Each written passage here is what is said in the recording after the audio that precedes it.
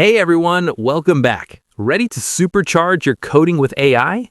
Today we are setting up DeepSeek R1 right inside Visual Studio Code using the Klein extension.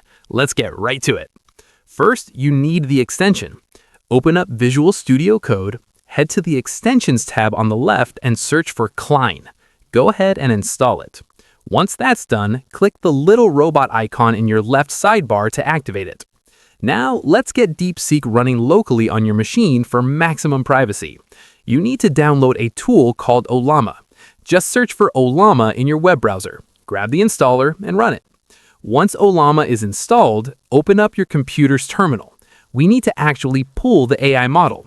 Type in Ollama pull DeepSeek-R1:14B and hit enter.